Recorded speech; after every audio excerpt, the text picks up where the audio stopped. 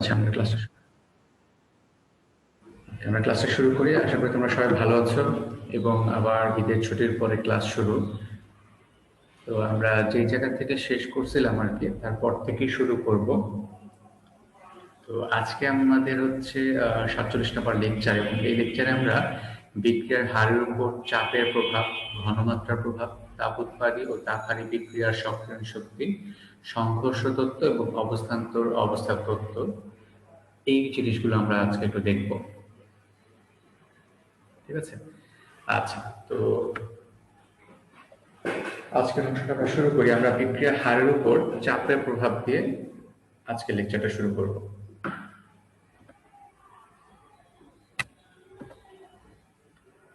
তো আমরা যদি বিক্রিয়ার হারের উপরে তোমার বিভিন্ন নিয়ামকের প্রভাবগুলো আরেকবার একটু দেখে নিই, কি কি নিয়ামকের প্রভাব ছিল। সেক্ষেত্রে তাপমাত্রার প্রভাব ছিল, যেটা আমরা লাস্ট ক্লাসে আলোচনা করছিলাম।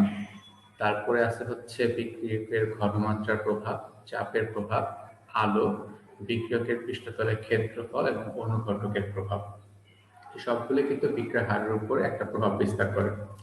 তো যেহেতু তাপমাত্রার প্রভাবটা গত ক্লাসে আলোচনা করা হয়েছিল, আজকে আমরা বিক্রিয়কের ঘনমাত্রা, চাপ, আলো এবং পৃষ্ঠতলের ক্ষেত্রফলের প্রভাব, এগুলো নিয়ে আমরা একটু আলোচনা করব। তো প্রথমে হচ্ছে ঘনমাত্রার প্রভাব। তোমার ভর ক্রিয়ার সূত্র অনুযায়ী কোন বিক্রিয়ার হার এর মোলার ঘনমাত্রার সমানুপাতিক। এটা কিন্তু ভর ক্রিয়ার সূত্র অনুযায়ী ছিল, এবং এই সূত্রটা আমি আগেও কয়েকবার তোমাদেরকে বলছি। তো আজকেও আমি বলতেছি, মূল সূত্রটা ছিল নির্দিষ্ট তাপমাত্রায় কোন রাসায়নিক বিক্রিয়ার হার ওই মুহূর্তে উপস্থিত বিক্রিয়কগুলোর সক্রিয় ভরের সমানুপাতিক। এখানে সক্রিয় ভর বলতে মোলার ঘনমাত্রা বা আংশিক চাপকে বোঝায়। তাই আমরা ভরক্রিয়া সূত্র যেটাও বলতে পারি যে কোনো রাসায়নিক বিক্রিয়ার হার ওই মুহূর্তে উপস্থিত বিক্রিয়কগুলোর মোলার ঘনমাত্রার সমানুপাতিক।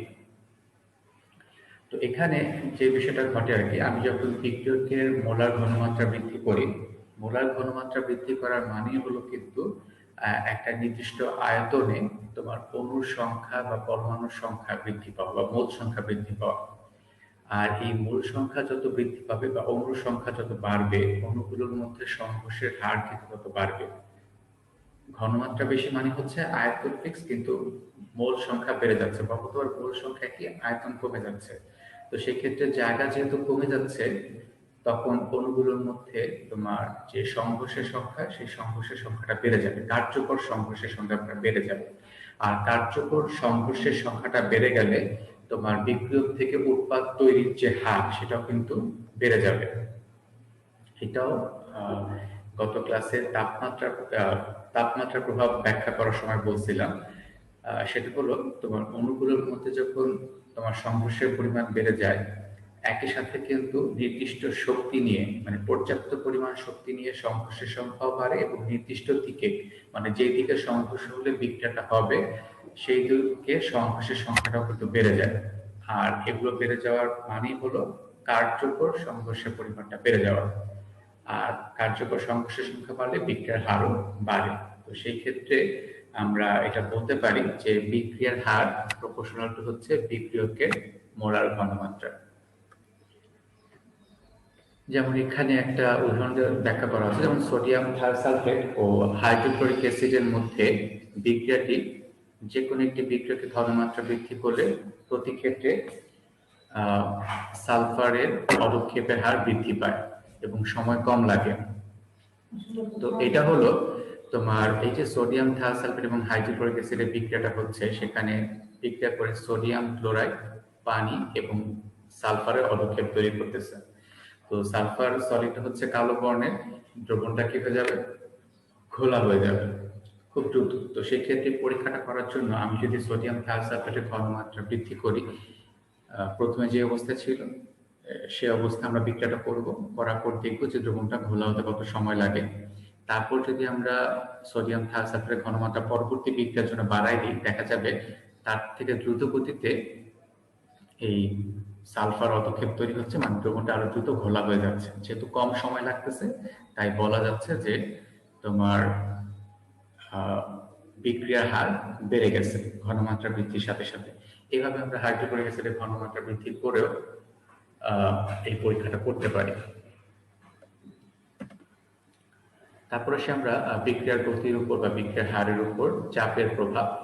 বিক্রিয়ক পদার্থ কঠিন বা তরল হলে ওই বিক্রিয়ার গতির উপর চাপের তেমন কোনো প্রভাব নাই, যদি তরল বা কঠিন হয়। তবে বিক্রিয়ক যদি গ্যাসীয় হয় তবে তার উপর কিন্তু চাপের একটা প্রভাব আছে, ঠিক আছে? কারণ কঠিন পদার্থের তো আর আয়তন চেঞ্জ হয় না সেভাবে, তাই না? তাই তার উপরে চাপের কোনো প্রভাব নেই, তরলের উপর তেমন কোনো প্রভাব থাকে না। গ্যাসীয় পদার্থের উপর বেশি থাকে, কারণ গ্যাসীয় পদার্থের ক্ষেত্রে তুমি চাপ বৃদ্ধি করলে আয়তনের সংকোচনটা বেশি ঘটে। তো গ্যাসীয় পদার্থের ক্ষেত্রে আমি যদি বাইরে থেকে চাপ প্রয়োগ করি, গ্যাসের ক্ষেত্রে চাপ প্রয়োগ করলে আয়তন কিন্তু কমে যায়, কারণ চাপের সাথে আয়তনের সম্পর্কটা হচ্ছে তোমার সমানুপাতিক, তাই না? চাপ বাড়লে সরি ব্যস্তানুপাতিক, চাপ বাড়ালে আয়তন কমে, চাপের সাথে আয়তনের সম্পর্ক। তো চাপ যদি আমরা বৃদ্ধি করি গ্যাসীয় পদার্থের ক্ষেত্রে, সেক্ষেত্রে আয়তন কমে যাবে, আর আয়তন কমে গেলে কিন্তু ঘনমাত্রা বেড়ে যায়, কারণ অণু সংখ্যা একই আছে, আয়তন কমে গেছে। নর্মালি আমরা ঘনমাত্রা বলতে কি বুঝি? মোল সংখ্যা n ডিভাইড বাই হচ্ছে আয়তন b। তো এই b এর মান যত ছোট হবে মোলার ঘনমাত্রার মান তত বেশি হবে, তার মানে একক আয়তনে অণুর সংখ্যাটা বেড়ে যাবে। তো অণু সংখ্যা বেড়ে গেলে কার্যকর সংকোষের পরিমাণটা বৃদ্ধি পায়, আর কার্যকর সংকোষের পরিমাণটা বাড়লে বিক্রিয়ার বেগও কিন্তু বৃদ্ধি পায় বা বিক্রিয়ার হারটাও বৃদ্ধি পায়, ঠিক আছে? এটি হলো বিক্রিয়ার হারের উপর চাপের প্রভাব। যত চাপ প্রয়োগ করব আয়তন তত কমবে, আয়তন কমবে বিক্রিয়ক অণুগুলোর মধ্যে সংকোষের পরিমাণ বাড়বে এবং বিক্রিয়ার হারও কিন্তু বাড়বে। যেমন আমরা যখন হেবারবোস পদ্ধতিতে অ্যামোনিয়া উৎপাদন করি, এখানে নাইট্রোজেন ও হাইড্রোজেন 1 মোল নাইট্রোজেন এবং 3 মোল হাইড্রোজেন নিয়ে অ্যামোনিয়া উৎপন্ন করা হচ্ছে। এই বিক্রিয়ার ক্ষেত্রে যদি আমরা চাপ প্রয়োগ করি, প্রায় 200 অ্যাটমসফেরিক চাপ এটিএম চাপ প্রয়োগ করি, তখন কিন্তু তোমার বিক্রিয়ার হার বৃদ্ধি পায়, তখন বেশি হারে নাইট্রোজেন ও হাইড্রোজেন থেকে অ্যামোনিয়া উৎপন্ন হয়। তো এটি হলো চাপের প্রভাব। ঠিক একইভাবে রাসায়নিক বিক্রিয়ার উপর কিন্তু আলোরও প্রভাব আছে। কিছু কিছু বিক্রিয়া কিন্তু আলোর উপস্থিতিতে সংঘটিত হয়। যেমন আমরা একটা পাত্রে হাইড্রোজেন ও ক্লোরিন নিয়ে যদি রেখে দেই তাহলে কিন্তু এটা কখনই বিক্রিয়া করবে না, কিন্তু আলোর উপস্থিতিতে, সানলাইটের উপস্থিতিতে কিন্তু বিক্রিয়াটা হবে। তো সেই পাত্রে যদি সানলাইট প্রবেশ করে তখনই হাইড্রোজেন ও ক্লোরিন বিক্রিয়া করে হাইড্রোক্লোরিক অ্যাসিড উৎপন্ন করবে। এই ক্ষেত্রে এই ক্ষেত্রে আমরা যদি হাইড্রোজেন বা ক্লোরিনের ঘনমাত্রা যদি বৃদ্ধি করি তাহলে কিন্তু বিক্রিয়ার হারে কোনো পরিবর্তন হয় না। তবে যদি আমরা তোমার যদি আমরা এখানে লাইটের তীব্রতা মান কমাই বা বাড়াই তাহলে কিন্তু বিক্রিয়ার হার পরিবর্তিত হয়, ঠিক আছে? তো আলোর তীব্রতা যত বেশি হবে বিক্রিয়ার গতি কিন্তু তত বাড়বে। তারপর আলোর উপস্থিতিতে সিলভার ক্লোরাইডের অদক্ষেপ কালো বর্ণ ধারণ করে। এই বিক্রিয়াটাও কিন্তু আলোর উপস্থিতিতে হয়। আলোর অনুপস্থিতিতে কিন্তু সিলভার ক্লোরাইডের কোনো কালো অদক্ষেপ তৈরি হয় না। এই জন্য সিলভার ক্লোরাইড বা সিলভার নাইট্রেট ওই দ্রবণগুলো কিন্তু একটা ব্রাউন কালারের বোতলের ভিতরে বা যে বোতলের ভিতরে রাখা হয় তার চারপাশে কালো কাগজ দিয়ে আবৃত করে রাখা হয়। 5 নম্বর পয়েন্ট হলো বিক্রিয়ক পদার্থের পৃষ্ঠতলের ক্ষেত্রফল। তোমার বিক্রিয়া অংশগ্রহণকারী পদার্থ কঠিন হলে পৃষ্ঠতল ক্ষেত্র যত বেশি হবে বিক্রিয়কের হারও তত, মানে বিক্রিয়ার হারও তত বেশি হবে কঠিন পদার্থের ক্ষেত্রে, কারণ অণুগুলোর মধ্যে তো সংঘর্ষ হয়, তো এবং উপরের সারফেস বা উপরের পৃষ্ঠতলেই কিন্তু সংঘর্ষটা হয়। তো সেই ক্ষেত্রে তোমার পৃষ্ঠতলের ক্ষেত্রফল যত বাড়বে সংঘর্ষের পরিমাণ কিন্তু তত বাড়বে, ঠিক আছে? তো এই ক্ষেত্রে কঠিন পদার্থগুলোর ক্ষেত্রে পৃষ্ঠতলের ক্ষেত্রফল যত বৃদ্ধি করা হয় বিক্রিয়ার হারও কিন্তু তত বেড়ে যায়। যেমন ক্যালসিয়াম কার্বনেটের গুঁড়া, কঠিন ও গুঁড়া আলাদা দুটি পাত্রে নিয়ে সমপরিমাণ হাইড্রোক্লোরিক অ্যাসিড যোগ করলে দেখা যাবে যেখানে তোমার গুঁড়ো করা ক্যালসিয়াম কার্বন আছে সেখানে বিক্রিয়ার হারটা কিন্তু বেশি হচ্ছে এবং খুব দ্রুত গতিতে কার্বন ডাইঅক্সাইডের যে বাবল সেটা তৈরি হচ্ছে। আর যদি বড় টুকরা আমরা নিই সেক্ষেত্রে দেখা যাবে তার তুলনায় ধীর গতিতে কার্বন ডাইঅক্সাইড গ্যাস নির্গত হচ্ছে, মানে একটা বাবল আকারে দেখা যাচ্ছে বাবল নির্গত হচ্ছে কত দ্রুত বা কত ধীর গতিতে। তো যেখানে আমরা ক্যালসিয়াম কার্বনেটের গুঁড়া নিব গুঁড়োটার মধ্যে কিন্তু পৃষ্ঠতলের ক্ষেত্রফলটা বেশি হবে। সাপোজ ধরো আমি যদি এখানে আমি নর্মালি চিত্র দিয়ে দেখাই, এটা হলো একটা ধরো কঠিন পদার্থ, আমি কিউবিক আকার একটা কঠিন পদার্থ দেখাচ্ছি। এটা কিন্তু 6টা তল আছে, তাই না? এটার 6টা তল আছে। এখন এইটাকে যদি মাঝখান থেকে টুকরা করে ফেলি, ভেঙে ফেলি, তাহলে আরেকটা কিন্তু পৃষ্ঠতল বেড়ে যাবে, তখন 2টা পদার্থ সৃষ্টি হবে, তাই না? আগে ছিল 6টা তল, এখন কয়টা তল হয়ে যাবে? এখন 6 6 12টা তল তৈরি হয়ে যাবে।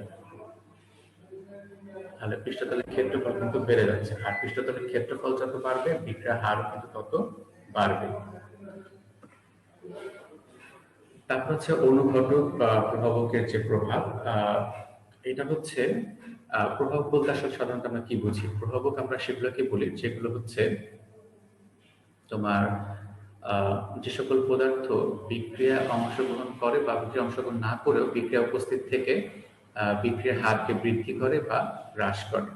মানে যে সকল পদার্থ বিক্রিয়ার গতি বৃদ্ধি বা হ্রাস করে তাদেরকে আমরা প্রভাবক বা অনুঘটক বলি।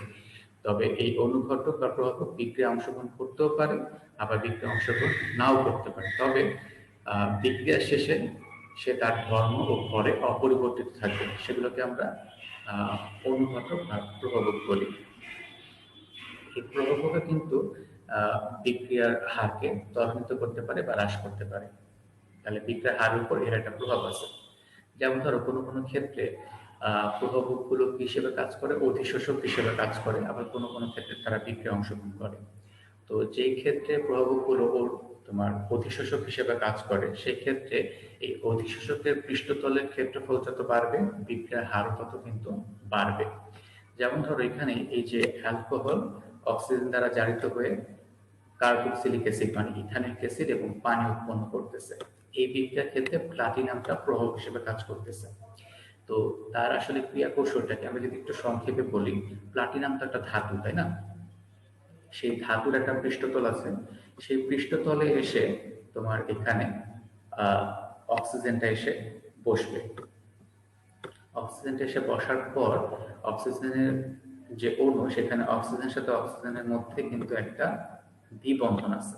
এই যে বন্ধনটা আছে, সেই বন্ধনের মধ্যে একটা পীড়ন সৃষ্টি হবে, আর বন্ধনের মধ্যে পীড়ন সৃষ্টি হওয়ার ফলে তোমার বন্ধনটা দুর্বল হয়ে যাবে। আর বন্ধনটা দুর্বল হয়ে গেলে সেই বন্ধন ভাঙতে কিন্তু কম শক্তি লাগবে। আর বন্ধন ভাঙতে যদি কম শক্তি লাগে তাহলে বিক্রিয়ার হার কি হবে? অটোমেটিকলি কিন্তু বেড়ে যাবে, কারণ বাধার পরিমাণ, এই যে বন্ধন ভাঙার শক্তি, এটাকে যদি আমি বাধা হিসেবে চিন্তা করি, বাধার পরিমাণ যত কম বিক্রিয়ার হার তত বেশি। তো পরবর্তীতে এই অ্যালকোহল অণুটা এসে এই অক্সিজেনের সাথে যুক্ত হয়ে ইথানিক অ্যাসিডে পরিণত হবে এবং বের হয়ে চলে যাবে। তো এই ক্ষেত্রে এই প্লাটিনামের পৃষ্ঠতলের ক্ষেত্রফল যত বেশি হবে তত বেশি অক্সিজেন এই জায়গায় বসতে পারবে এবং তত দ্রুত গতিতে বন্ধন দুর্বল হয়ে এই ইথানলের সাথে অক্সিজেন যুক্ত হয়ে ইথানিক অ্যাসিডে পরিণত হতে পারবে। ঠিক আছে? তাহলে এখানে পৃষ্ঠতলের ক্ষেত্রফল যত বেশি হচ্ছে, এই বিক্রিয়কগুলো তত দ্রুত তোমার এই বিক্রিয়কের মানে অনুঘটক বা প্রভাবকের পৃষ্ঠতলের উপর বসতে পারছে। আর যত সহজে বসতে পারবে বিক্রিয়ার হার কিন্তু তত বাড়বে। ঠিক আছে? এই জন্য অনুঘটকের উপস্থিতিতে বিক্রিয়ার হারটা কি হয়? বেড়ে যায়। তাহলে এই হলো গিয়ে অনুঘটকের প্রভাব। তাহলে বিক্রিয়ার হারের উপর আমরা যে প্রভাবগুলো পড়লাম, সেগুলো নিয়ে যদি কারো কোনো প্রশ্ন থাকে হ্যান্ড রেজ করতে পারো। দেন আমরা তাপ উৎপাদী এবং তাপহারী বিক্রিয়ার গ্রাফগুলো দেখবো এবং সেইটা সম্পর্কে জানবো।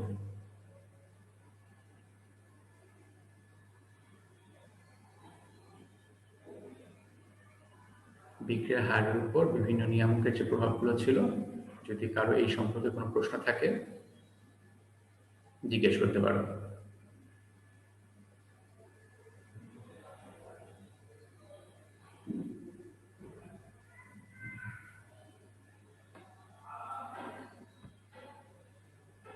তাহলে আমরা পরবর্তী অংশে চলে যাই, সেটা হলো তাপ উৎপাদী বিক্রিয়া এবং তাপহারী বিক্রিয়ার সক্রিয় শক্তি। আমরা যদি একটু গ্রাফগুলো দিয়ে এটা ব্যাখ্যা করি, প্রথম গ্রাফটা হলো তাপ উৎপাদী বিক্রিয়ার গ্রাফ। তো এখানে ওয়াই অক্ষে হলো স্থিতিশক্তি, ওয়াই অক্ষে স্থিতিশক্তি, আর এক্স অক্ষে হলো বিক্রিয়ার অগ্রগতি, বিক্রিয়ার সামনের দিকে অগ্রসর হচ্ছে। তো এখানে আমরা যে বিক্রিয়কগুলো নিয়ে বিক্রিয়া শুরু করব, এখানে বিক্রিয়ক হচ্ছে এ এ সেই বিক্রিয়কের কিন্তু একটা স্থিতিশক্তি থাকবে বা একটা অভ্যন্তরীণ শক্তি থাকবে। তো তার স্থিতিশক্তি হচ্ছে ঠিক এই জায়গায় আছে, এটা হচ্ছে তার স্থিতিশক্তির মান। এটা তো একটা মান আছে, এই জায়গায় সে আছে। এখন এখান থেকে কিন্তু সরাসরি সে উৎপাদে পরিণত হবে না, তার এই কিছু পরিমাণ শক্তি তোমাকে দিতে হবে। এই বিক্রিয়ক থেকে তুমি যখন উৎপাদ তৈরি করবা, উৎপাদে পরিণত করতে গেলে তোমাকে কিছু পরিমাণ শক্তি দিতে হবে। তাহলে এখানে সেই শক্তির মানটা কত, সেটাকে আমরা বলি সক্রিয় শক্তি। মিনিমাম যে শক্তিটা না দিলে উৎপাদ তৈরি হয় না, সেটাকে বলা হয় সক্রিয় শক্তি। তাহলে বিক্রিয়কের অণুগুলোর মধ্যে যে পুরাতন বন্ধন ছিল সেগুলো ভাঙতে গেলেও তো একটা শক্তি দেওয়া লাগবে, তাই না? তারপরে সেটা যদি অণু থাকে তাকে পরমাণুতে রূপান্তরিত করতে গেলেও শক্তি লাগবে। তো সেই শক্তিটা আমরা দিচ্ছি, ধীরে ধীরে বিক্রিয়কের স্থিতিশক্তি বাড়ছে। বাড়তে বাড়তে যখন এই ইএক্স এর জায়গায় চলে আসলো, এই জায়গায় চলে আসলো, তখন সে উৎপাদে পরিণত হওয়ার জন্য যথেষ্ট পরিমাণ শক্তি পেয়ে গেল। তার মানে হচ্ছে এখানে পুরাতন বন্ধন ভেঙে গেল আর নতুন বন্ধন এখানে তৈরি হয়ে গেল, মানে উৎপাদ তৈরি হয়ে গেল। তাহলে মিনিমাম আমাকে কিন্তু এই পরিমাণ শক্তিটা দেওয়া লাগতেছে, যেখানে E1 শক্তি, যেটা কি এইটা আমাকে দিতেই হচ্ছে। তো E1 শক্তিটা কি? এই যে উপরে যেখানে পুরাতন বন্ধন ভেঙে নতুন বন্ধন তৈরি হচ্ছে, এই জায়গার শক্তিটাকে বলা হয় EX, বা এই জায়গার শক্তিটাকে বলা হয় অবস্থান্তর অবস্থার স্থিতিশক্তি। অবস্থান্তর অবস্থার স্থিতিশক্তি, এটাকে অবস্থান্তর অবস্থা বলা হয় কারণ এখানে পুরাতন বন্ধন ভাঙতে থাকে এবং নতুন বন্ধন তৈরি হতে থাকে। আমি যদি বিক্রিয়াটাকে ঠিক এইভাবে দেখাই, যে এখানে এ আর সি এটা হচ্ছে একটা বিক্রিয়ক, আর আরেকটা বিক্রিয়ক হচ্ছে বি। এই দুইটা বিক্রিয়া করে এ তৈরি করবে এবং উৎপাদ বিসি তৈরি করবে। এই বিক্রিয়াটা যদি আমরা দেখাই, তাহলে এই যে অবস্থান্তর অবস্থা আছে সেই জায়গায় এর সাথে আমার সি এর যে বন্ধন সেটা ভাঙতে থাকবে, আর সি এর সাথে বি এর যে বন্ধন সেটা তৈরি হতে থাকবে। এগুলোকে আমরা এরকম ডট ডট দিয়ে প্রকাশ করি। তো এই অবস্থাটাকে বলা হয় অবস্থান্তর অবস্থা, কারণ এখানে এটাকে জটিল অবস্থা বলা হয়। এটা আরেকটা নাম হচ্ছে ট্রানজিশন স্টেট। এটা আরেকটা নাম হচ্ছে ট্রানজিশন স্টেট। এই জায়গায় পুরাতন বন্ধন ভাঙতে থাকে আর নতুন বন্ধন তৈরি হতে থাকে, তাই এটাকে অবস্থান্তর অবস্থা বলা হয়। এবং একটা পর্যায়ে এসে এই জায়গাতে একটা পর্যায়ে এসে এই এর সাথে সি এর বন্ধনটা পরিপূর্ণভাবে ভেঙে যাবে, আর বি এর সাথে সি এর যে বন্ধনটা এটা তৈরি হয়ে যাবে পরিপূর্ণভাবে এবং উৎপাদ তৈরি হয়ে যাবে। তাহলে এই অবস্থান্তর অবস্থার শক্তিকে যদি আমি ই এক্স দ্বারা প্রকাশ করি এবং বিক্রিয়কের স্থিতিশক্তিকে যদি ই এ দ্বারা প্রকাশ করি, তাহলে ই এক্স এবং ই এর মধ্যে যে শক্তির ব্যবধান সেটাকে বলা হবে তোমার সক্রিয়ণ শক্তি। তাহলে ই এক্স মাইনাস ই এ, এটা সমানই হচ্ছে তোমার সক্রিয়ণ শক্তি। এবং সক্রিয়ণ শক্তিকে আমরা এরকম ই এ স্মল আর এ দিয়ে প্রকাশ করি, এনার্জি অফ অ্যাক্টিভেশন, এটা দিয়ে প্রকাশ করি। ঠিক আছে? আচ্ছা, এখন উৎপাদ যেটা তৈরি হয়ে গেল সে কিন্তু এরকম উত্তেজিত অবস্থা থাকবে না, কারণ ইএক্স এর শক্তি কিন্তু অনেক বেশি, এটা কিন্তু একটা উত্তেজিত অবস্থা। তো সেই জায়গা থাকবে না, সেই শক্তি ছেড়ে দিয়ে স্থিতিশীল অবস্থায় আসবে। এখন এই বিক্রিয়কটা তোমার শক্তি ছেড়ে দিয়ে, উৎপাদটা শক্তি ছেড়ে দিয়ে স্থিতিশীল অবস্থায় আসলো ইবিতে, এই জায়গায় আসলো এবং উৎপাদ তৈরি হয়ে গেল।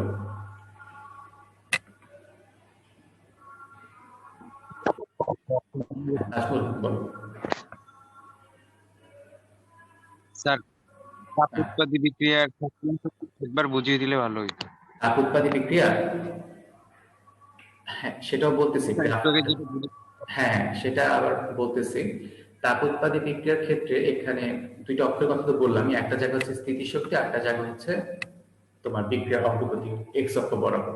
এখন আমরা যে বিক্রিয়া নিয়ে বিক্রিয়া শুরু করব, একটা বিক্রিয়ক নিয়ে তো বিক্রিয়া শুরু করব, সেই বিক্রিয়কের কিন্তু একটা কি থাকবে, স্থিতিশক্তি থাকবে। কারণ কোনো বিক্রিয়ক কিন্তু থাকে না যার স্থিতিশক্তি জিরো, তার মধ্যে কিছু না কিছু পরিমাণ অন্তর্নিহিত বা অভ্যন্তরীণ শক্তি থাকে, তার একটা অংশ স্থিতিশক্তির রূপে সঞ্চিত থাকে। তাহলে এখানে বিক্রিয়কটাকে যদি আমি এসি ধরি, সাপোজ এখানে এ দেওয়া আছে, আমি আরেকভাবে ব্যাখ্যা করতেছি। এখানে বিক্রিয়ক হচ্ছে এসি এবং আরেকটা বিক্রিয়ক হচ্ছে বি। এই দুইটা বিক্রিয়ক বিক্রিয়া করতেছে, তাহলে তাদের স্থিতিশক্তি হচ্ছে ঠিক এই জায়গায়। এখন এই বিক্রিয়ক থেকে তুমি যদি উৎপাদ তৈরি করতে চাও, তাহলে সেখানে কি উৎপাদ তৈরি হবে? আমরা দেখছি এক্ষেত্রে বিসি তৈরি হবে আর এ তৈরি হবে। তো বিসি এবং এ যদি তৈরি করতে হয়, তার মধ্যে এ আর সি এর মধ্যে যে বন্ধন আছে সেটা কিন্তু ভাঙতে হবে। এ আর সি এর মধ্যে যে বন্ধনটা আছে এটা ভাঙতে হবে। তো এই বন্ধন ভাঙার জন্য তোমাকে মিনিমাম একটা এনার্জি দিতে হবে।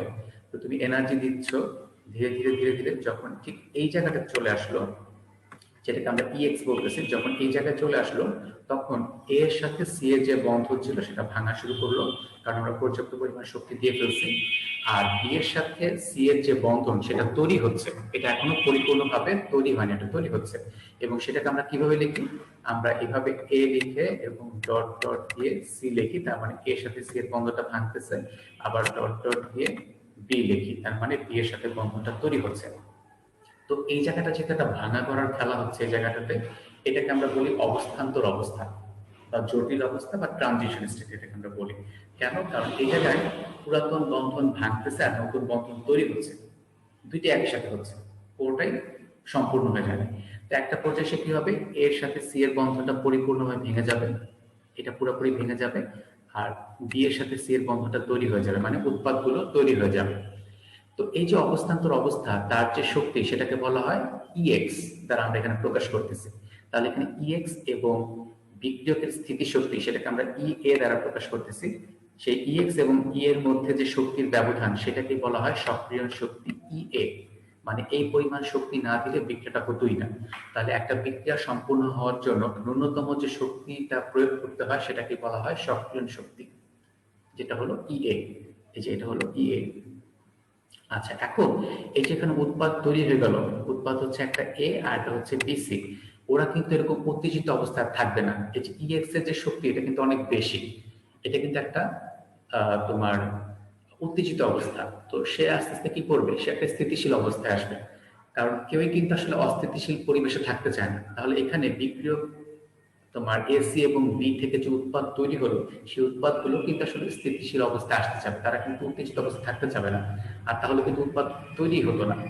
তো উৎপাদ তৈরি হওয়ার পর তারা কি করবে, স্থিতিশীল অবস্থা আসার জন্য শক্তি ছেড়ে দিবে, এবং শক্তি ছেড়ে দিয়ে সে এই জায়গায় চলে আসলো। ঠিক আছে, যেখানে স্থিতিশক্তি হচ্ছে ইবি, তাহলে উৎপাদ স্থিতিশক্তি হচ্ছে ইবি। এখন খেয়াল করে দেখো, বিক্রিয়া হওয়ার জন্য তুমি ন্যূনতম কতটুকু শক্তি দিছো, তুমি যে শক্তিটা দিচ্ছ সেটা হচ্ছে ই এ, বা সেটাকে আমরা ই ওয়ান দ্বারাও প্রকাশ করতে পারি, যে পাশে কিন্তু চার্টের মধ্যে দেওয়া আছে দেখো ই এ। তার মানে ঠিক এই পরিমাণ শক্তি না দিলে কিন্তু কখনোই তোমার বিক্রিয়ক থেকে উৎপাদ তৈরি হতো না, এটাকে আমরা সক্রিয় শক্তি বলি। আর যখন উৎপাদ তৈরি হয়ে গেল তখন কি পরিমাণ শক্তি সে ছেড়ে দিল, ই টু পরিমাণ শক্তি ছেড়ে দিল, ঠিক এই জায়গা থেকে এই পর্যন্ত শক্তি সে ছেড়ে দিল। ঠিক আছে। আচ্ছা, তাহলে তুমি যে পরিমাণ শক্তি প্রয়োগ করছো তার চেয়ে বেশি পরিমাণ শক্তি ফেরত দিচ্ছে, তার মানে তাপ উৎপন্ন হচ্ছে। এই ধরনের বিক্রিয়াকে আমরা বলি তাপ উৎপাদী বিক্রিয়া। তুমি যে পরিমাণ শক্তি ব্যয় করছো তার চেয়ে বেশি পরিমাণ শক্তি যদি সে ফেরত দেয় তাহলে সেই বিক্রিয়াটাকে বলে তাপ উৎপাদী বিক্রিয়া। তাহলে এটাই হলো সেই তাপ উৎপাদী বিক্রিয়ার লেখচিত্র। এবং তাপ উৎপাদী বিক্রিয়ার ক্ষেত্রে সক্রিয়ণ শক্তি ই এ ইকুয়ালস টু হচ্ছে ই এক্স মাইনাস ই এ, আর তাপ উৎপাদী বিক্রিয়ার ডেল্টা এক্স যেটা এনথালপির পরিবর্তন হচ্ছে ডেল এইচ, কি পরিমাণ তাপ শক্তি নির্গত হচ্ছে সেটা বের করার সূত্রটা হচ্ছে উৎপাদের স্থিতিশক্তি মাইনাস বিক্রিয়কের স্থিতিশক্তি। ঠিক আছে, কথা আবার বলতেছি, ডেল্টা এইচ এর মানটা হবে উৎপাদের স্থিতিশক্তি মাইনাস বিক্রিয়কের স্থিতিশক্তি। এখন তুমি একটু খেয়াল করে দেখো, বিক্রিয়কের স্থিতিশক্তি হচ্ছে ঠিক এতটুকু, আর উৎপাদের স্থিতিশক্তি হচ্ছে এই এতটুকু, আমি যে পরবর্তীতে লাল দাগ দিলাম এতটুকু হচ্ছে উৎপাদের স্থিতিশক্তি। তো আমি এই চিত্র থেকে দেখতে পাচ্ছি যে তোমার বিক্রিয়কের স্থিতিশক্তি কিন্তু বেশি আর উৎপাদের স্থিতিশক্তির মানটা কম। তাহলে আমি যখন উৎপাদের স্থিতিশক্তি থেকে বিক্রিয়কের স্থিতিশক্তি বিয়োগ করব তখন ডেল্টা এইচ এর মানটা কিন্তু নেগেটিভ আসবে, ডেল্টা এইচ এর মানটা নেগেটিভ আসবে। তাহলে তাপ উৎপাদী বিক্রিয়ার ক্ষেত্রে কিন্তু ডেল্টা এইচ এর মানটা কি হয়, নেগেটিভ হয়। তাহলে এটাই হলো তাপ উৎপাদী বিক্রিয়ার গ্রাফ। কারো কোনো প্রশ্ন আছে এই জায়গায়?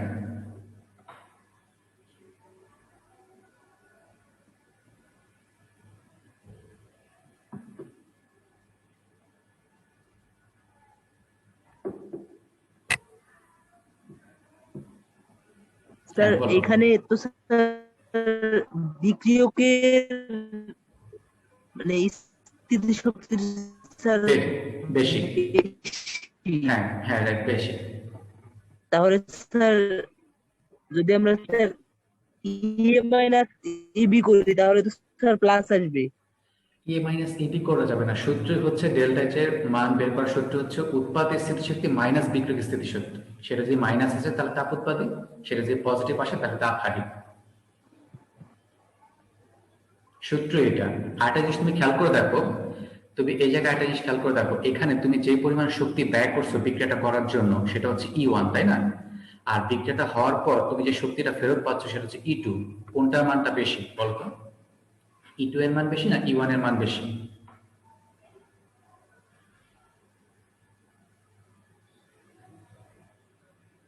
আচ্ছা, শুনতে পাচ্ছ? E2 এর মানটা কিন্তু বেশি। তার মানে তুমি যে পরিমাণ শক্তি ব্যয় করছো তার চেয়ে বেশি পরিমাণ শক্তি তুমি ফেরত পাচ্ছ। এই ধরনের বিক্রিয়াকে বলা হয় তাপ উৎপাদী বিক্রিয়া। এটা কিন্তু হলো তাপ উৎপাদী বিক্রিয়া। আর আমরা প্রত্যেকটা ক্ষেত্রেই তাপ উৎপাদী বিক্রিয়া হোক বা তাপ হারি বিক্রিয়া হোক, ডেল্টা এইচ এর মান বের করার সূত্র একটাই।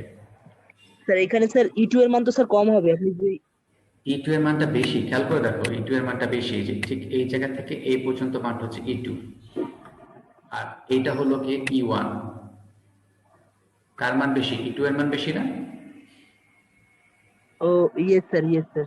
তাহলে তুমি বেশি পরিমাণ শক্তি ফেরত পাচ্ছ না, উৎপাদ তৈরি হওয়ার পর বেশি পরিমাণ শক্তি ছেড়ে দিচ্ছে না, তাহলে এটাই হলো জি জি। তাপ উৎপাদী বিক্রিয়ার গ্রাফ। ঠিক আছে, ওকে।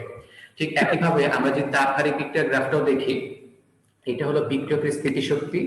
এখান থেকে উৎপাদ তৈরি হওয়ার জন্য আমাকে মিনিমাম একটা এনার্জি দিতে হচ্ছে, সেটাকে বলা হয় সক্রিয়ণ শক্তি।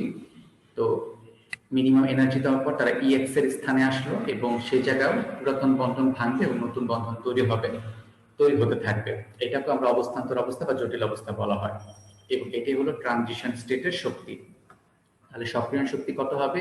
EX মাইনাস EA করলেই কিন্তু আমরা সক্রিয়ণ শক্তি পেয়ে যাবো। একই রকম সূত্র, E ইকুয়ালস টু হচ্ছে EX মাইনাস EA। তো যখন উৎপাদ তৈরি হয়ে যাবে, শেষ পর্যন্ত যখন উৎপাদ তৈরি হয়ে যাবে, তখন উৎপাদটা কি করবে? এত উত্তেজিত অবস্থা থাকবে না, সে স্থিতিশীল হওয়ার জন্য শক্তি ছেড়ে দিবে, কারণ শক্তি যত কম স্থিতিশীলতা তত বেশি। সেই শক্তি ছেড়ে দিয়ে ঠিক এই জায়গায় এসে স্থিতিশীল হবে। এখন উৎপাদ তৈরি হওয়ার পর যে পরিমাণ শক্তি ত্যাগ করলো সেটা হলো E2, আর বিক্রিয়ক থেকে উৎপাদ তৈরি হওয়ার জন্য তুমি যে পরিমাণ শক্তি ব্যয় করছো সেটা হচ্ছে E1। আমরা কিন্তু গ্রাফ থেকে দেখতে পাচ্ছি যে E2 এর মান কিন্তু E1 থেকে কম। তার মানে তুমি যে পরিমাণ শক্তি ব্যয় করছো সেই পরিমাণ শক্তি কিন্তু তুমি ফেরত পাচ্ছ না, তার চেয়ে কম শক্তি ফেরত পাচ্ছ। তার মানে অতিরিক্ত শক্তি কি হচ্ছে? শোষিত হচ্ছে। এই ধরনের বিক্রিয়াকে আমরা কি বলি? তাপ হারি বিক্রিয়া বলি। ঠিক আছে। আর যদি গ্রাফে এই জায়গায় একটু খেয়াল করো, এটা হচ্ছে বিক্রিয়কের স্থিতিশক্তি আর এটা হলো উৎপাদের স্থিতিশক্তি। এখানে কিন্তু উৎপাদের স্থিতিশক্তিটা বেশি। তাহলে আমরা যদি ডেল এইচ এর মানটা বের করি, উৎপাদের স্থিতিশক্তি মাইনাস বিক্রিয়কের স্থিতিশক্তি, যেহেতু উৎপাদের স্থিতিশক্তিটা বেশি তাই এখানে ডেল এইচ এর মানটা আসবে পজিটিভ। উৎপাদের স্থিতিশক্তি মাইনাস বিক্রিয়কের স্থিতিশক্তি, মানটা পজিটিভ আসবে, এবং আমরা জানি তাপ হারি বিক্রিয়ার ক্ষেত্রে ডেল্টা এইচ এর মানটা কি হয়? পজিটিভ হয়। এটাই হলো এই তাপ উৎপাদী বিক্রিয়া এবং তাপ হারি বিক্রিয়ার গ্রাফ।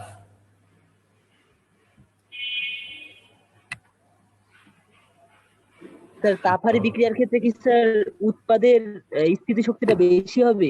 রাইট, উৎপাদের স্থিতিশক্তিটা বেশি হবে, আর বেশি হওয়ার কারণে সে কম পরিমাণ শক্তি ছেড়ে দিচ্ছে। যদি উৎপাদের স্থিতিশক্তিটা কম হতো তাহলে সে বেশি পরিমাণ শক্তি ছেড়ে দিত। বুঝতে পারছো? জি স্যার। হ্যাঁ, কারণ স্যার তাহলে স্যার আমরা সক্রিয়ণ শক্তির স্যার এক্সাক্ট সংজ্ঞা কি দিতে পারি? সক্রিয় শক্তির সংজ্ঞাটা আছে, সক্রিয় শক্তির সংজ্ঞা মানে আগে বলছিলাম, এখনো বলতেছি। বিক্রিয়ককে যে সর্বনিম্ন তাপমাত্রা প্রয়োগ করলে আহ, না না, তাপমাত্রা না, আমি বলি তোমাকে সংজ্ঞাটা এভাবে লিখলে হবে যে বিক্রিয়ক থেকে উৎপাদ তৈরি হওয়ার জন্য, বিক্রিয়ক থেকে উৎপাদ তৈরি হওয়ার জন্য ন্যূনতম যে শক্তি প্রদান করতে হয় সেটাকে বলা হয় সক্রিয় শক্তি। ন্যূনতম যে শক্তি প্রদান করতে হয় বা ন্যূনতম যে শক্তির বাধা অতিক্রম করতে হয় তাকে সক্রিয় শক্তি বলে। মিনিমাম যে এনার্জিটা না দিলেই না বিক্রিয়া হওয়ার জন্য, সেই এনার্জিটাকে বলা হয় সক্রিয় শক্তি। ঠিক আছে, এটাই হলো সংজ্ঞা।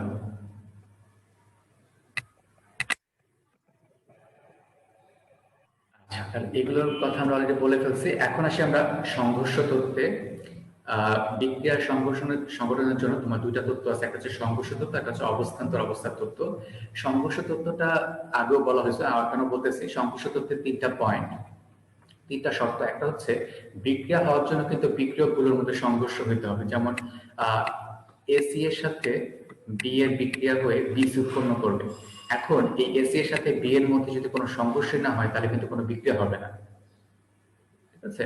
মানে এরকম তো হওয়া সম্ভব না যে তুমি মানে তাদের মধ্যে কোনো রকম আঘাতই হলো না, কেউ কাউকে স্পর্শ করবে না, অথচ বিসি প্রোডাক্ট তৈরি হয়ে যাবে, সেটা সম্ভব না, ঠিক আছে? আরেকটা হচ্ছে সংঘর্ষ হওয়ার ক্ষেত্রে তোমার একটা নির্দিষ্ট শক্তি লাগবে। তার মানে এখানে এই এসি এর মধ্যে যে বন্ধনটা ছিল সেই বন্ধনটা ভেঙে তারপরে না বি আর সি এর মধ্যে বন্ধন তৈরি হবে। তাহলে এসি এর মধ্যে যে বন্ধনটা আছে সেই বন্ধনটা ভাঙতে তোমাকে মিনিমাম একটা এনার্জি দিতে হবে, ঠিক আছে, যেটাকে আমরা বলি সক্রিয়ণ শক্তি। তাহলে একটা ন্যূনতম শক্তি কিন্তু তোমাকে এখানে দিতেই হবে। সেই ন্যূনতম শক্তি নিয়ে যদি সেই ন্যূনতম শক্তি নিয়ে যদি সংঘর্ষটা না হয় তাহলে কিন্তু বিক্রিয়া হবে না। এটা হচ্ছে দ্বিতীয় শর্ত।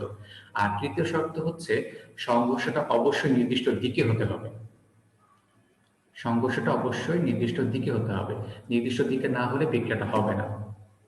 সেটা কিরকম, সেটা যদি আমরা এই চিত্র থেকে দেখি, যেমন ধরো এটা হচ্ছে ক্লোরোফর্ম CHCl3, ঠিক আছে, তার সাথে আমরা আবারও ক্লোরিনের বিক্রিয়া করতেছি, সেখান থেকে CCl4 তৈরি হবে, ঠিক আছে, CCl4 তৈরি হবে। এখন ক্লোরিনের আকার কিন্তু বড়, ঠিক আছে, এখানে মূল বিক্রিয়াটা যেটা হবে, এখানে ক্লোরিনের সাথে কিন্তু কার্বন যুক্ত হবে, বা বলতে পারো কার্বনের সাথে ক্লোরিনটা যুক্ত হবে এবং হাইড্রোজেনের সাথে কার্বনের বন্ধনটা ভেঙে ভেঙে বের হয়ে যাবে।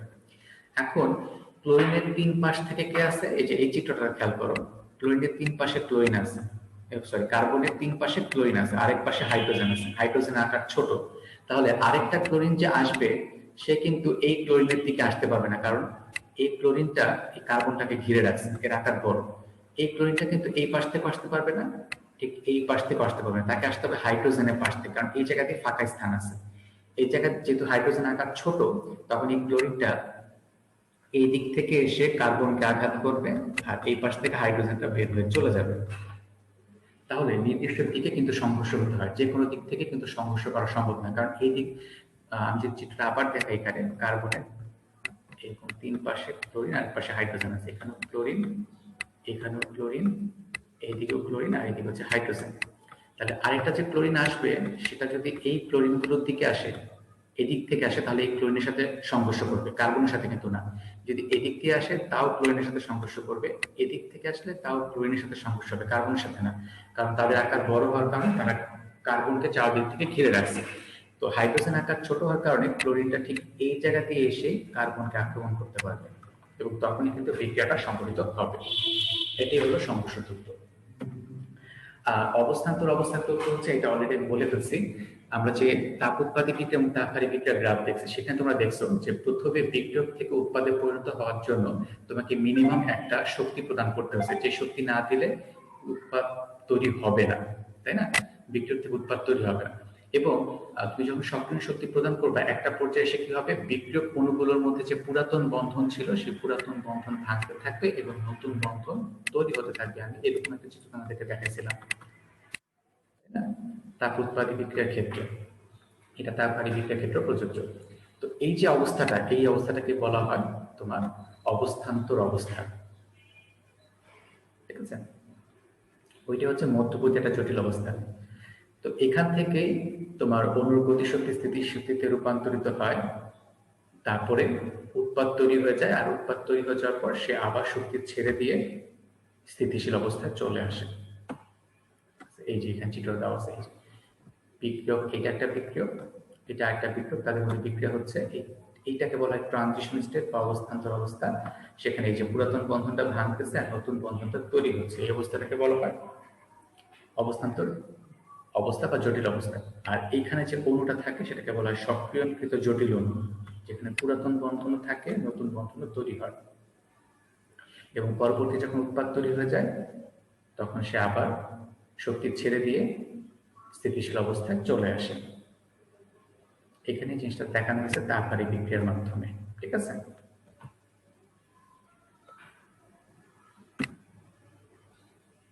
এই যে এখানেও তাপ উৎপাদ এবং তাপহারী বিক্রিয়ার ক্ষেত্রে এই জিনিসগুলো দেখানো হয়েছে, যেগুলো আমি ব্যাখ্যা করছি। তো এখানে তোমাদের জন্য কিছু এমসিকিউ প্রশ্ন দেওয়া আছে, যেমন উৎপাদে পরিণত হওয়ার আগে বিক্রিয়ক কণাগুলো একটি ন্যূনতম শক্তির বাধা অতিক্রম করে, এটাকে কি বলা হয়? আমরা সবাই জানি এটাকে সক্রিয় শক্তি বলা হয়, কারণ ন্যূনতম যে শক্তির বাধা অতিক্রম করলে সেটাকে সক্রিয় শক্তি বলা হয়। এই সংজ্ঞাটা কিন্তু তোমাদের জানা বলছে। আর তাপমাত্রা বৃদ্ধি পেলে সক্রিয় শক্তি সম্পূর্ণ কণার সংখ্যা বেড়ে যায়। তাপমাত্রা বৃদ্ধি হলে সক্রিয় শক্তি সম্পূর্ণ কণার সংখ্যা বেড়ে যায়, কারণ কণাগুলোর গতিশক্তি বাড়ে। ঠিক আছে। আর স্থির তাপমাত্রায় গ্যাসীয় ধারার বিক্রিয়ার ক্ষেত্রে চাপ বৃদ্ধির ফলে বিক্রিয়ার হার বৃদ্ধি ঘটে। গ্যাসীয় পদার্থের চাপ বৃদ্ধি করলে বিক্রিয়ার হার বৃদ্ধি ঘটে, কারণ গ্যাসীয় কণাগুলোর মধ্যে সংঘর্ষের সংখ্যা খুব দ্রুত বৃদ্ধি ঘটে, কারণ আয়তন কমে যায়, সংঘর্ষের সংখ্যা বেড়ে যায়। টাইম শেষ হলে তোমরা আবার লিখতে জয়েন করো যদি আমরা শেষ করতে না পারি। তো এখানে আরেকটা দেওয়া আছে, হাইড্রোজেন আয়োডাইড বিক্রিয়া করে মানে ভেঙে হাইড্রোজেন ও আয়োডিন উৎপন্ন করতেছে। তো এই বিক্রিয়ায় হাইড্রোজেন আয়োডাইডের ঘনমাত্রা কমার হার, এটা কিন্তু ঘনমাত্রা কমার হার দেওয়া আছে, যেটাকে আমরা এভাবে প্রকাশ করতে পারি d hydrogen iodide by dt. এটাকে আমরা এভাবে প্রকাশ করতে পারি ঘনমাত্রা হ্রাসের হার। এটার মান দেওয়া আছে 5 × 10⁻³ ঠিক আছে। আচ্ছা, এখন কি বলছে?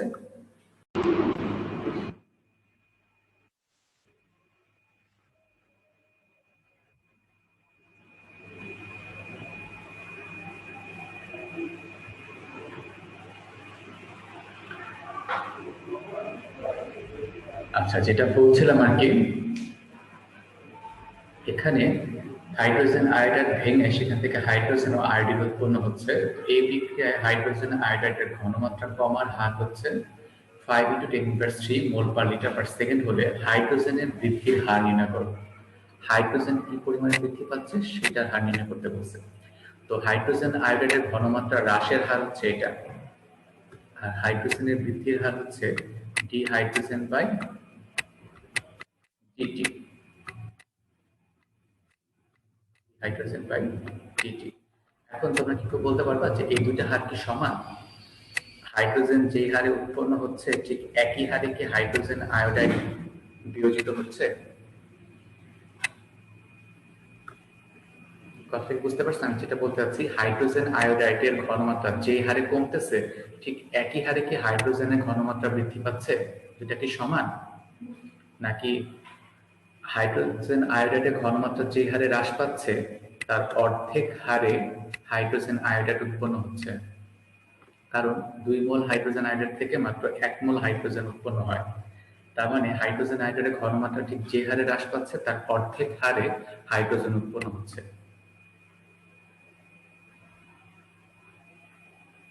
তাই না? তার মানে আমরা বলতে পারি হাইড্রোজেনের উৎপাদনের হার হচ্ছে হাইড্রোজেন আয়োডাইডের বিয়োজন হারের অর্ধেক। তাহলে এই মানটাকে 2 দিয়ে ভাগ করতে হবে। তাহলে হাইড্রোজেন আয়োডাইডের উৎপাদনের হার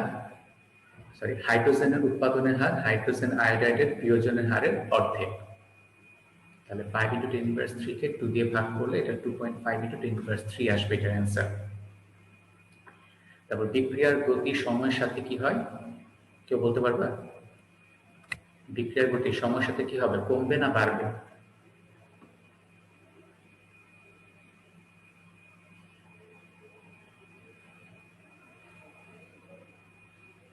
বিক্রিয়ার গতি কিন্তু সময়ের সাথে কমবে, কারণ যত সময় যাবে বিক্রিয়ক থেকে তত বেশি উৎপাদ তৈরি হবে, আর বিক্রিয়কের ঘনমাত্রা যত কমবে বিক্রিয়ার হার তত কমবে। হচ্ছে ভরক্রিয়া সূত্র অনুযায়ী বিক্রিয়ার হার ওই সময় উপস্থিত বিক্রিয়কের মোলার ঘনমাত্রার সমানুপাতিক। আর বিক্রিয়ক উৎপাদের মধ্যে শক্তির পার্থক্য কি বলা হয়? বিক্রিয়ক এবং উৎপাদের মধ্যে শক্তির পার্থক্য, হ্যাঁ, ওই যে উৎপাদের স্থিতিশক্তি, প্রোডাক্টের স্থিতিশক্তি মাইনাস বিক্রিয়কের স্থিতিশক্তি ER, এটা সমান হচ্ছে কিন্তু ΔH, এটা সমান হচ্ছে ΔH বা এনথালপি। ঠিক আছে। আর এখানে কিছু জ্ঞানমূলক প্রশ্ন দেওয়া আছে, যেমন সক্রিয়কৃত জটিল অবস্থাটা কি, তাপ উৎপাদী বিক্রিয়ার সক্রিয় শক্তির লেখচিত্র অঙ্কন করো, সেটা অঙ্কন করতে হবে। আর কাছে অবস্থান্তর অবস্থা তত্ত্ব ব্যাখ্যা করো, যেটা লেকচার শেষের দিকে দেওয়া আছে। আর বিক্রিয়ার হারের উপর চাপের প্রভাব ব্যাখ্যা করো। এটাও শুরুর দিকে ব্যাখ্যা করা হয়েছে, ঠিক আছে? আজকে লেকচারে এতটুকু। যদি কারো কোনো প্রশ্ন থাকে জিজ্ঞেস করতে পারো। আমাদের ক্লাসটা আমরা এখানেই শেষ করব।